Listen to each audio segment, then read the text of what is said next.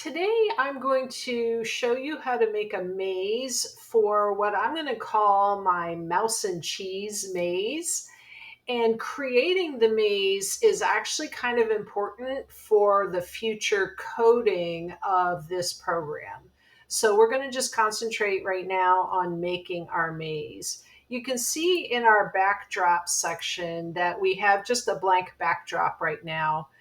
What I'm going to do in this backdrop is click on the line tool, and I've got the outline color here, and it's actually set exactly where I want it to be.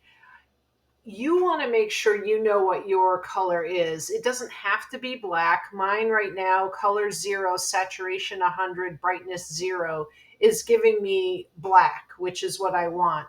If you want a different color, that's absolutely fine.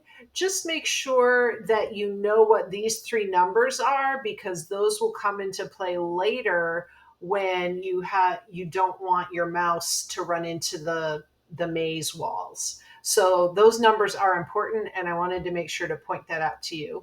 The other thing that I usually do is change the thickness. I don't remember what I like for a thickness, so I'm going to try 10. If I don't like it, I will change it. I'm going to start. It's a little thin for me, so I can hit undo and change it maybe to 20. Let's see if I like that. I like that a little better.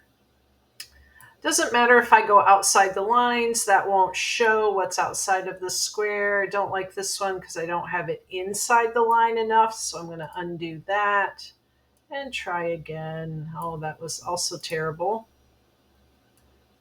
Okay, this is a little better. One trick, you can hold the shift key and you see how it's shifting at 45-degree angles. That is also helpful when you want to get a perfectly straight line. So definitely recommend holding the shift key when you're creating your line, because then you can get that exact straight line that you want. So I'm going to start by just outlining here. That one didn't go quite to the edge, so I'm going to do it one more time. Still didn't go quite to the edge. It'll be okay. Perfect. And you can see how it looks over here on this screen. Now I want to create some walls in my maze. So I'm going to hold my shift key again because I don't personally want um, angled walls. And you're going to need to leave enough room for your mouse to get through. And we'll look at the mouse size later. I think that's going to be enough for my first level. You can make them harder as you go, but for now, this is going to be my maze for level 1. And if you want to make more, then you would simply go here to paint, and you've got a new blank screen. And so we could even go to our first one and name it level 1.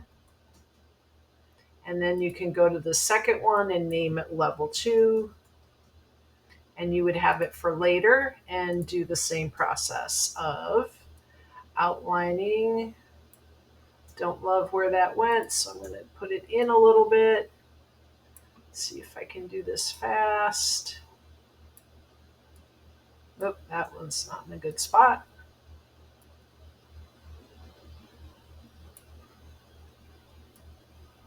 Okay, and my mouse is always, for me, I always start my mouse in the bottom left corner. It's personal preference. You can do whatever you wish. I think this time I'm going to make it go up. Let's see. Can go this way.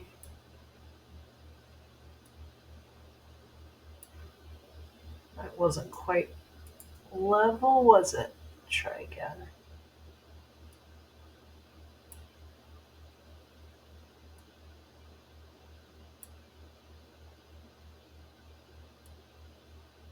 There. So there's my maze for level 2. So you can work this however you want, make as many levels as you want, but just keep in mind that that color needs to be the same on all your levels, because it'll throw off your coding later if it isn't. And if you don't know what those numbers are, you're going to have to look at it later for when we do the coding. So stay tuned for more lessons where we learn how to code the mouse to get through the maze without touching the walls or having a consequence when they touch the walls. And then we'll later code the cheese that the mouse has to find in the maze. Whew, that was a tongueful. So we'll see you soon with more coding for our mouse cheese maze. In the meantime, happy coding.